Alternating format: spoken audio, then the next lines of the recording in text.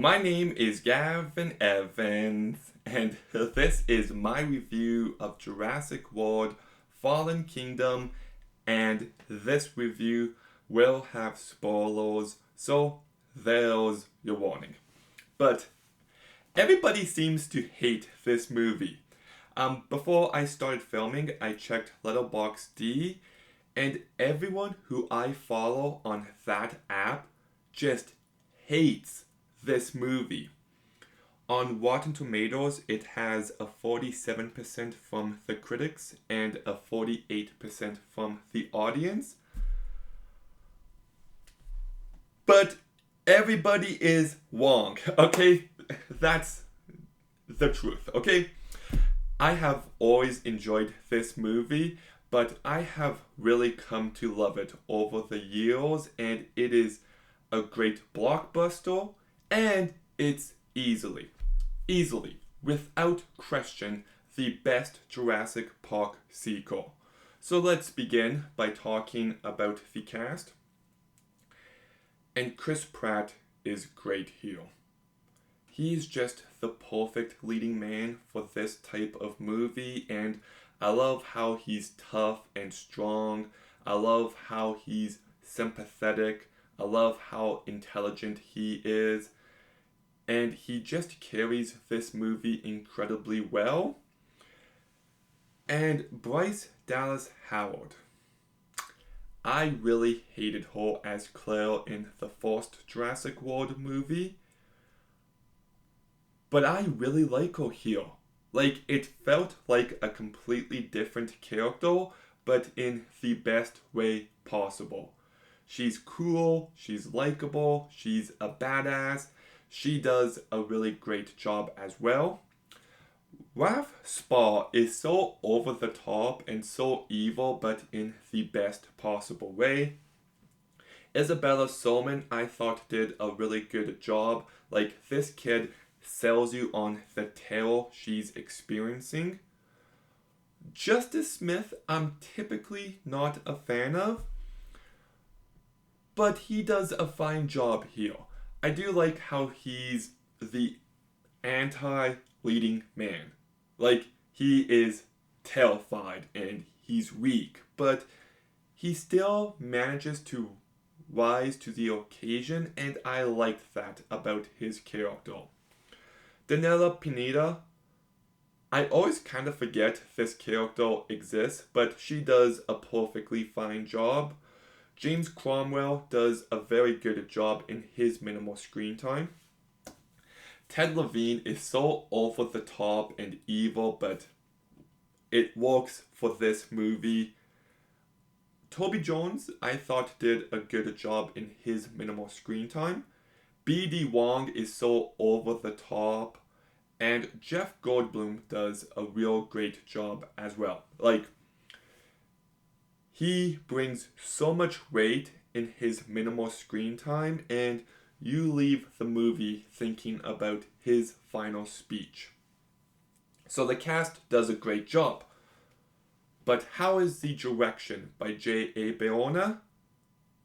It's fantastic. This is a very well directed movie, and I like how you can see this movie as a progression of J.A. Bayona's filmography.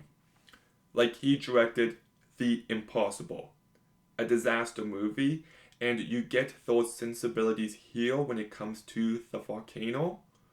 He also directed The Orphanage, a horror movie, and you get those sensibilities here with the final act. And he directed A Monster Calls, which is a very emotional movie, and he brings some of those sensibilities here. So I just really love what he brought to this movie, and the movie looks great. Like, the CGI is very good, but the cinematography is beautiful.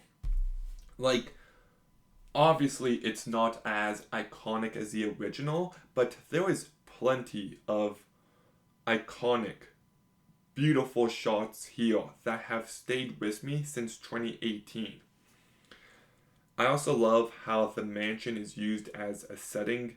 It just feels alive, and I love how the kid constantly uses the dumb ladle.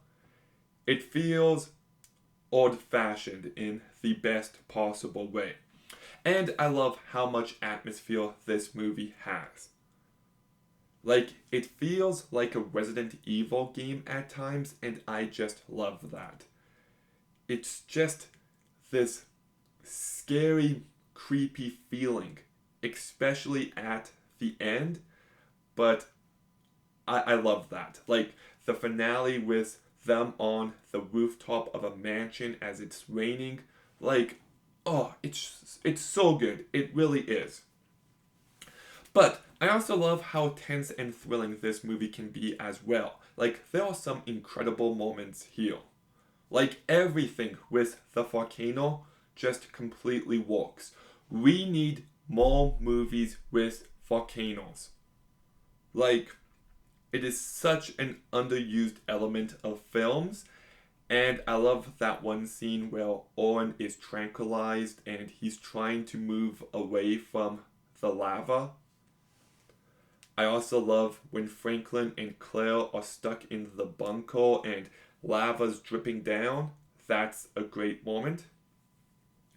I love the scene where they're trying to outrun the volcanic ash, and Claire and Franklin are in the gyrosphere and they get trapped underwater and Owen has to rescue them. That entire moment is so good. I love it when they have to get blood from the T-Rex and Owen jumps through the mouth of the T-Rex. And the entire last act, well, the raptor is free in the mansion. Like, it's so obviously the best section of any Jurassic Park movie to me since the original. And I love it. I really do. I love it. And that one scene where Franklin and the girl turn the power back on, and because of that, the raptor can now see Owen, Claire, and the girl, reminds me of the electric fence scene in the original. But this movie can also be emotional. Like that scene where they leave the island and they see a few of the dinosaurs being killed by the volcano. It's actually kind of heartbreaking. And I love how this movie leans into this pet type of relationship with Owen and Blue. I thought it was used very effectively.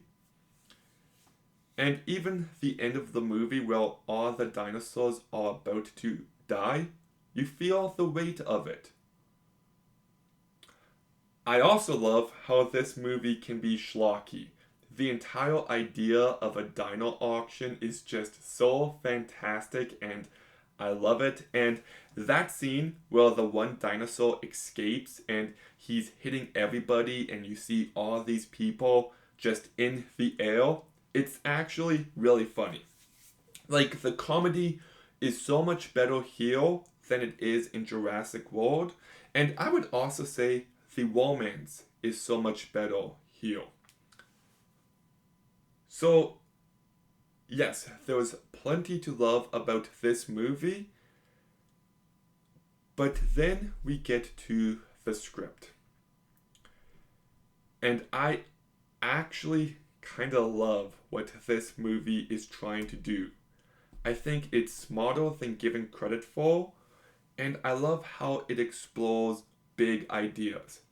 Like, if we create creatures capable of empathy, do we have a moral responsibility to protect them?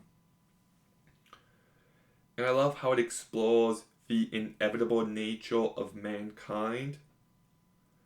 And I also love how Owen and Claire do things for the right reason, but how that can be tarnished by bad people. I actually think there's plenty on this movie's mind, and I know people love to make fun of the clone girl plot point, I love it. I legitimately think it's brilliant. It's a perfect evolution of the ideas introduced in the first Jurassic Park. If you can clone dinosaurs, what's stopping you from trying to clone humans? And at that point, do you have some sort of responsibility to this clone, to this little girl? This movie just works for me. Even the end of the movie, I love how Owen and Claire were willing to let the dinosaurs die, but the girl wasn't. And now mankind is on this path of self-destruction, and it has no one else but itself to blame. So yeah, I really love this movie. But I do have a few issues. The scene where Ken goes in the cage to collect the tooth of the raptor is too dumb. It's too dumb. It felt out of character for him. And I get it, you have to get the raptor out of the cage, but you could have written it in a better way. Some of the activist talk at the beginning can be a bit too much. The fact that they drive off the dock onto this ship and nobody sees it seemed really odd to me. But my biggest issue, and like I said, I love the auction. I really do. But they're paying like 10, 20 million for these dinosaurs, and I'm just thinking to myself, it should be way more money. Like the dollar value they picked is just baffling to me. So I have a few nitpicks, but I love this movie. I think it's a lot of fun, it's tense, it's thrilling, it's emotional, it can be funny, it can be schlocky. The cast does a great job, it's incredibly well made. I love the ending. The movie is filled with atmosphere, and I don't care what you all say, I love it. So I'm giving Jurassic World Fallen Kingdom an 8 out of 10. Like Mortal Engines, Aquaman, this movie, Mission Impossible Fallout, Avengers Infinity War, like 2018 was actually a good year for blockbusters. But what are your thoughts on Jurassic World Fallen Kingdom? Let me know in the comments down below. Make sure you like, comment, subscribe. Stay tuned for more videos soon. And Gavin out.